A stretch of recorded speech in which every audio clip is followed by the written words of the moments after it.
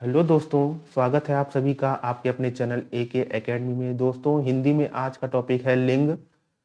आज हम लोग लिंग के बारे में पढ़ेंगे। दोस्तों, अगर आप लोगों ने अभी तक चैनल को लाइक नहीं किया है, शेयर नहीं किया है, तो आप लोग ज़्यादा से ज़्यादा लाइक करें और शेयर करें और ज़्यादा से ज़्यादा चैनल को सब्सक्राइब करें। चलिए स्टार्ट करते हैं लिंग के बारे में। तो लिंग की हम लोग परिभाषा देख लेते हैं, जिसमें किसी संज्ञा के स्त्री स्त्री या पुरुष होने का पता चलता है, उसे लिंग कहा जाता है।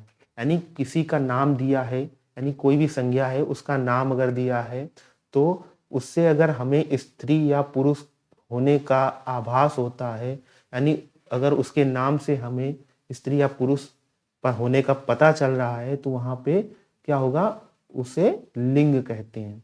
जैसे कि आइए देखते हैं लिंग के भेद कितने होते हैं। तो लिंग के दो भेद होते हैं। पहला कौन सा होता है आपका पुल्लिंग, दूसरा होता है स्त्रीलिंग। यानी अगर हिंदी में बात की जाए, हिंदी में लिंग कितने होते हैं, अगर क्वेश्चन में आ जाए कि हिंदी में लिंगों की संख्या कितनी होती है, कितने लिंग होते हैं, तो आप लोग बताएंगे हिंदी में आपके दो लिंग होते हैं। अगर बात की जाए संस्कृत में कितने होते हैं, अगर पूछता है कि संस्कृत में लिंग की संख्या कितनी होती है, तो आप लोग बताएंगे संस्कृत में तीन होते हैं। यानी तीसरा यहाँ पे और जुड़ जाता है। कौन सा? एक आपका नपुंसक लिंग जुड़ जाएगा। कौन सा? नपुंसक लिंग जुड़ जाएगा। ओके,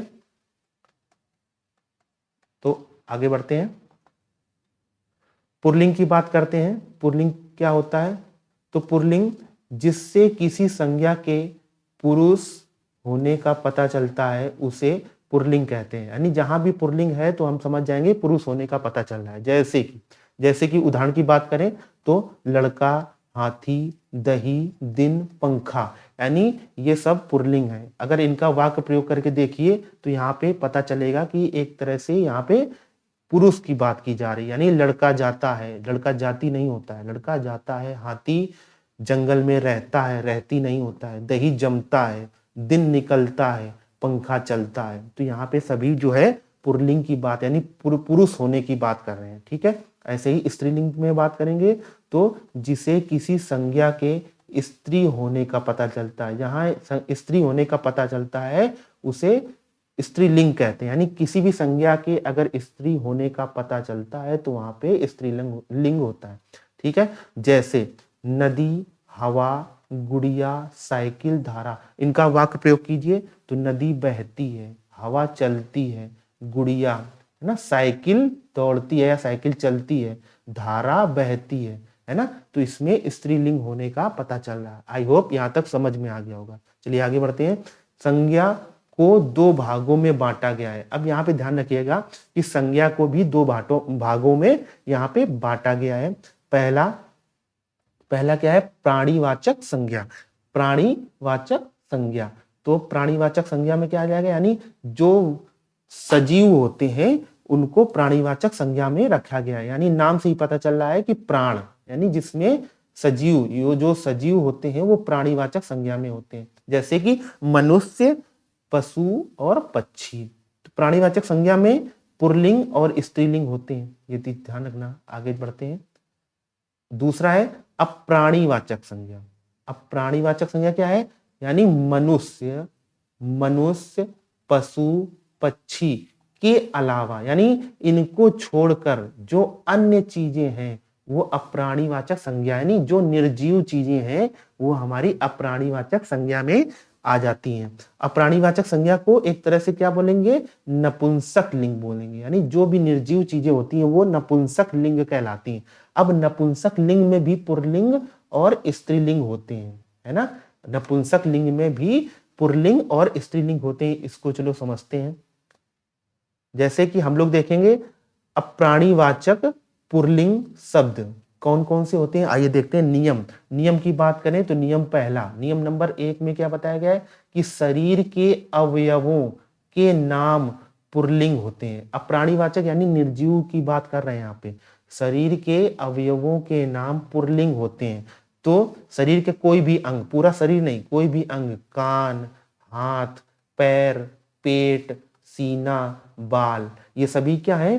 पुल्लिंग है और अप्राणीवाचक है, यानी निर्जीव है ना। अब ये सभी क्या होंगे, पुल्लिंग होंगे, लेकिन इसमें अपवाद भी है, एक्सेप्शन भी है। एक्सेप्शन क्या होता है या अपवाद, यानी नाक हो गया, आंख हो गया, कोहनी, भौहें, ये स्त्रीलिंग में आते हैं। ये चीज ध्यान रखना, यहाँ पे अपवाद बताया गया है। यानी एक तरफ तो बताया जा रहा है कि शरीर के जो भी पार्ट्स हैं हमारे वो पुल्लिंग में आते हैं, लेकिन यहाँ पे अपवाद है, एक्सेप्शन है क्या, कि नाक अगर बोली जाए तो नाक बहती है, आंख चलती है, कोहनी मुड़ती है, भौहें ऊपर नीचे होती है ना, इस तरह से अगर आता है तो ये स्त्रीलिंग में हो जाएंगी।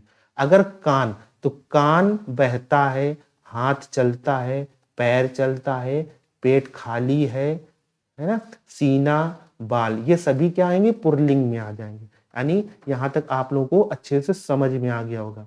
ठीक है, चलिए नेक्स्ट चलते हैं। नियम नंबर 2, रत्नों के नाम पुल्लिंग होते हैं। ये चीज ध्यान रखना, जो भी हमारे रत्न है ना, जो भी अंगूठी में हम लोग रत्न पहनते हैं वो क्या होते हैं, हमारे पुल्लिंग होते हैं।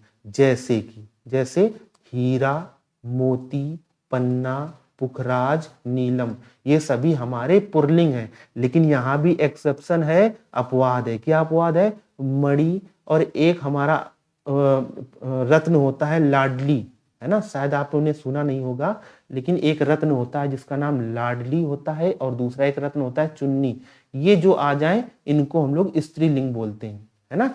यानी एक तरफ बताया जा रहा है कि रत्न हमारे पुल्लिंग होते हैं, लेकिन उसमें भी अपवाद है, एक्सेप्शन है। क्या, मणि आ जाए, लाडली आ जाए, चुन्नी आ जाए, ये सभी हमारे क्या हो जाएंगे, यहाँ पे आपके स्त्रीलिंग में आ जाएंगे। ठीक है, आई होप यहाँ तक अच्छे से समझ में आया होगा। आइए नियम नंबर 3 की बात करते हैं।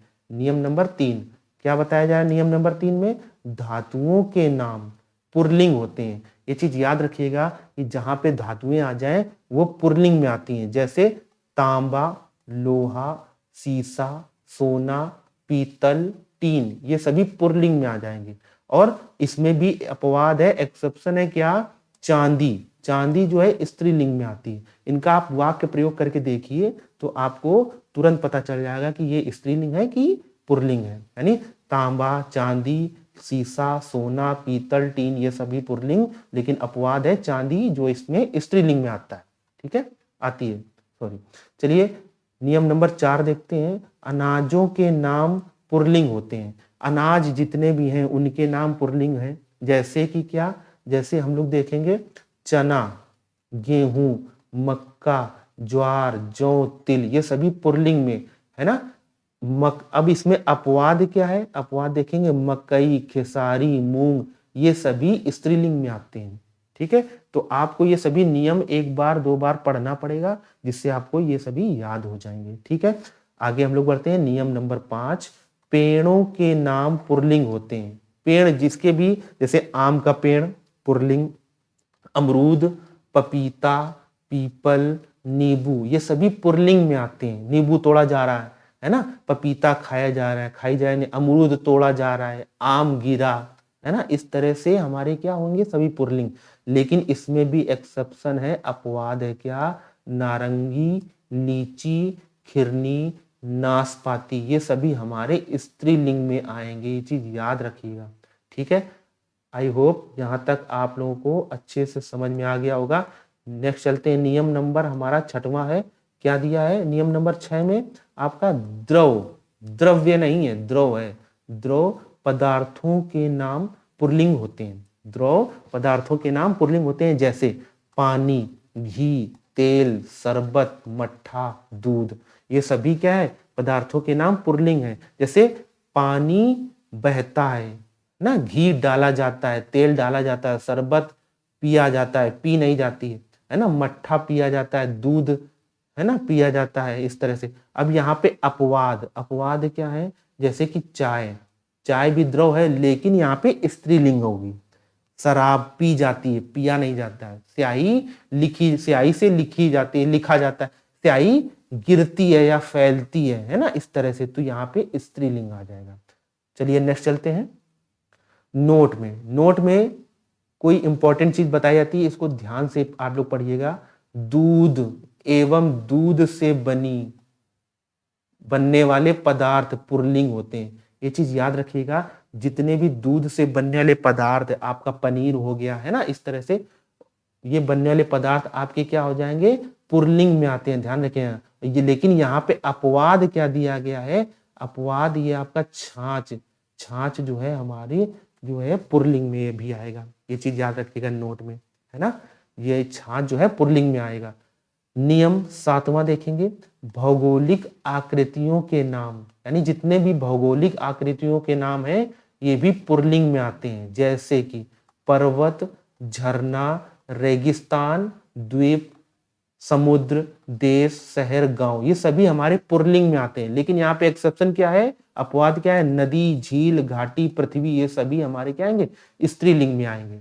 आई होप यहां तक आप लोगों को समझ में आ गया होगा। नेक्स्ट चलते हैं, अप्राणीवाचक। अभी तक हम लोग अप्राणीवाचक पुल्लिंग की बात कर रहे थे, अब अप्राणीवाचक स्त्रीलिंग की बात होगी। चलिए देखते हैं, नियम नंबर 1 में क्या है, नदियों के नाम स्त्रीलिंग होते हैं, यानी ये अप्राणीवाचक, ये निर्जीव चीजें हैं लेकिन स्त्रीलिंग में आते हैं, है ना। तो नदियों के जितने भी नाम हैं हमारे सभी स्त्रीलिंग में आएंगे, जैसे कि गंगा, यमुना, सरयू, ये सभी स्त्रीलिंग हैं।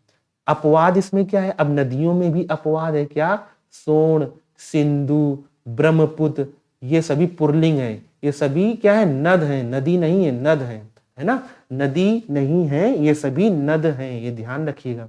अब नियम नंबर 2 देखते हैं, नक्षत्रों के नाम स्त्रीलिंग होते हैं, जितने भी हमारे नक्षत्र हैं ये सभी स्त्रीलिंग हैं, जैसे कि भरणी नक्षत्र, अश्वनी नक्षत्र, रोहिणी नक्षत्र, ये सभी स्त्रीलिंग में आएंगे। लेकिन इसमें एक्सेप्शन, अपवाद क्या है, अभिजीत नक्षत्र, पुष्य नक्षत्र, ये सभी पुल्लिंग हैं। ठीक है, आगे बढ़ते हैं, नियम नंबर 3 की बात करते हैं, बनिए की दुकान की चीजें स्त्रीलिंग होती हैं, यानी जितने भी हम लोग जनरल स्टोर से जो चीजें खरीदते हैं खाने पीने की चीजें, वो सभी स्त्रीलिंग में आती हैं, जैसे कि आपकी इलायची हो गई, दालचीनी हो गई, चीनी हो गई, लौंग हो गई, चिरौंजी हो गई, हल्दी, ये सभी स्त्रीलिंग में आती हैं। लेकिन अपवाद यहाँ पे भी है, क्या, केसर, कपूर, धनिया, गरम मसाला, तेज पत्ता, नमक, ये सभी पुल्लिंग में आते हैं। ठीक है, अभी तक अगर आपको समझ में नहीं आ रहा है तो इनका आप लोग वाक्य प्रयोग करके देखिएगा, आपको अच्छे से आराम से समझ में आ जाएगा। ठीक है, बिल्कुल सिंपल है।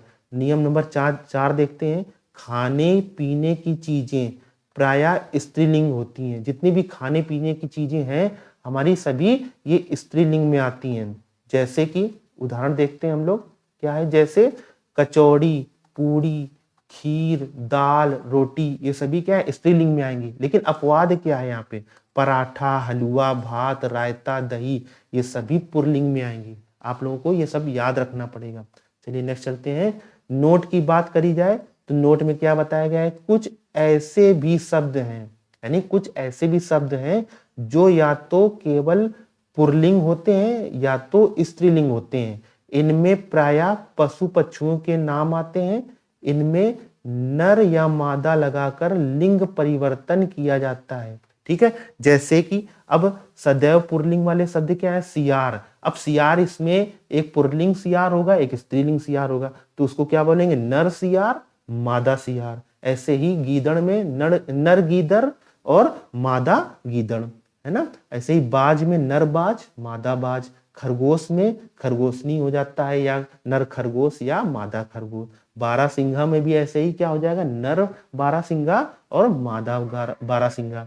ऐसे ही सदैव स्त्रीलिंग शब्द में क्या है, मक्खी, है ना। तो मक्खी का मक्खा नहीं होता है, मक्खी होती है, तो नर मक्खी, मादा मक्खी। कोयल का कोयला नहीं होता है, कोयल ही होता है। ठीक है, चील का अब नर चील और मादा चील। तो यहां तक आई होप आप लोगों को अच्छे से समझ में आ गया होगा। तो ये हमारा आज का टॉपिक था, लिंग। छोटा टॉपिक था, यहाँ से 1 नंबर 2 नंबर का जरूर से जरूर हर एग्जाम में पूछा जाता है। तो आई होप आप लोगों को अच्छे से समझ में आ गया होगा।